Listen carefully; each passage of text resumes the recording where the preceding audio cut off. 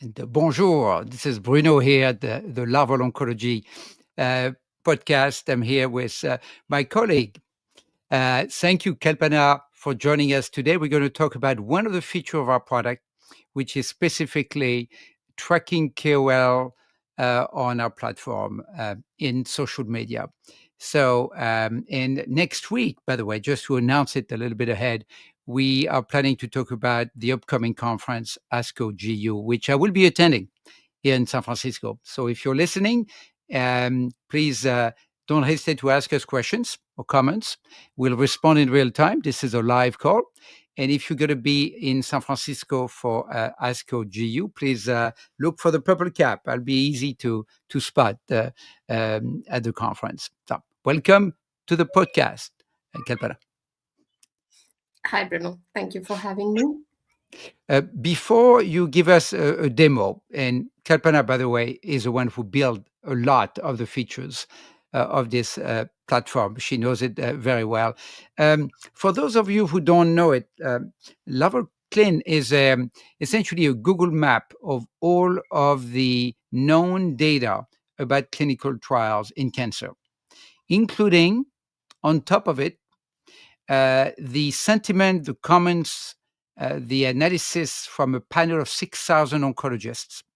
So each time an oncologist on Twitter makes a comment about a clinical trial in cancer, our AI captures that comment, extracts the sentiment, and builds a number of analytics to track that conversation and add color to the data itself.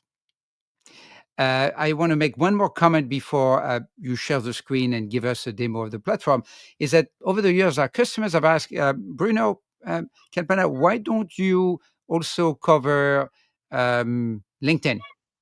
Or recently, the question came about Substack, for example, which we're still keeping an eye on because Substack is a great emerging place of posting for oncologists. And we tried many times as you know, Kalpana, to cover LinkedIn, and we did not for several reasons. Number one, we found that typically it's not a real conversation. It's posting data, maybe congratulating each other, but there's no true, as far as we can tell, conversation among KOL, among oncologists. That is worth capturing and analyzing. Also, the nature of it is that it's a closed platform. Unless you follow people or connect with them, it's actually hard to consistently extract these commentaries. This is why we still think that the main place to capture meaningful conversations among oncologists is on X. So that's my intro. Now, I pass the microphone to you. You can share your screen, Kalpana, and give us a walkthrough how this platform can help our audience. And as you do that, audience, if you want to try it, post a comment or reach out to us, and we can organize a bigger demo or even a pilot of our platform. Yes. Yeah. Okay. So here we can see the influences. Right now, only influences are being displayed. What do we mean by influences is something like the oncologist who have strong footprint on X. Right now, that is our definition. Very soon, as you mentioned, probably if there is larger data or a good communication or conversation is going on LinkedIn or on Substack, we can try to include it. But right now, it's only X. In the past videos or past podcasts, we have discussed like in as part of the other tabs, like for trials or for conferences, we have seen the social media post as such. But in this podcast, we'll be discussing in specific the 360 view of that specific oncologist. Okay, so that tab is called influencers for now. Okay, as soon as you land on this page, we have a couple of analytics: top influences by cancer area, top conferences by influencers posts on X, and also we have top influences by modalities. Let me start with the basic one, Bruno. So here the top influences by modalities. So we have like different modalities, but the majorly we are covering ADC, IO, bispecific antibodies, and CAR-T. So at one glance, we can see over here, I'm showing it in a full screen. So in the recent years, we can see the footprint is increasing on the ADCs and bispecific antibodies. Since the very beginning, IO is Yeah. dominating for sure, but recently we can see that footprint on ADC and bispecific antibodies is increasing. So I want to clarify something about what you're looking at on these analytics. As you can see, the length of the bar doesn't completely go down. And the reason is that the ranking here is um, the ranking here is by number of views, by number of views. So it's organized by number of views, and Yes, then and there's actually an interesting effect that we need to analyze. They seem to be grouped by number of views, and then further grouped, it seems, by number of posts. yes, Right? But so it's interesting how it goes down, and then you get to the next one, it goes down. We'll have to analyze that. There's something going on there. But the point is that the bar is the number of posts, qualified posts, commentary posts about clinical trials, and and then the ranking is based on the number of views of these posts. So it takes more into account the reach and, in some ways, the influence of that KOL. yes. Yeah. Okay. The next one I would like to show is the top influences by cancer area. By default, we are showing the breast cancer. If someone is interested in lung cancer, okay, I can select on lung cancer such that the list of influencers, the top influencers who are interested or who are making posts on that specific cancer area will be displayed over here, which are further segregated based on the sentiment rating. We have discussed like what are the different sentiments we have in the previous podcast also, but you can see here, if an oncologist is posting something, we try to analyze whether they are making a negative remark on the particular trial, or it is a mixed or neutral, whether it is positive or a strongly positive one. So, And let me elaborate on that as well a little bit. So yeah, the beauty of having an AI do it, by the way, is that it applies consistently the same rule. We did it with experts analysts as well, extracting sentiments, and although perhaps in many cases the analyst can be more discerning of subtleties, the problem is that between one analyst and the other, we don't know if they're applying their criteria the same way. Um, Here, we know that AI, even if it has a little bit of the bias, the way it extracts the fact that it's a negative comment versus neutral, etc., it does it consistently.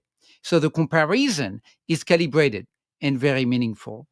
And of course, a lot of the interest is often in the red if you look at the negative comments. But by comparing all of these, you can also see who is more critical because they have more red in their profile than others, right? And Dr. Amol Akadi has been very active, but also very opinionated at times, which makes his commentary sometimes more interesting. yes. And you can see the number of views he had, like Mhm. 643K is huge. Yes. And there are 179 negative tweets. Yeah. Okay, so that is a brief intro of the top influencers by cancer area. Moving to the next one, top conferences by influencer posts. So I would like to specify this one. Like most of the oncologists or most of the pharma companies will be interested on the conferences. But what are the important conferences, or which conferences have been more discussed in the social media? So that heat map you can see over here, and who are making those comments also you can see to the left hand side.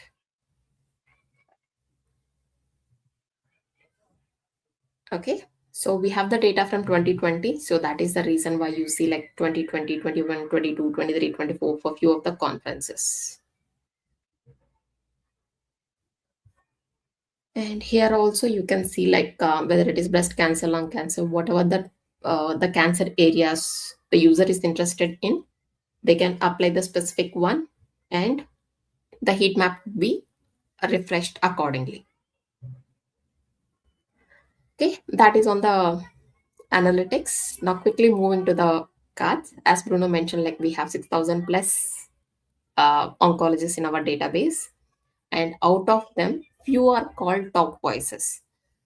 How do we select the top voices is based on a number of parameters. They have the strong influence in their area, and also it is through the peer nominations.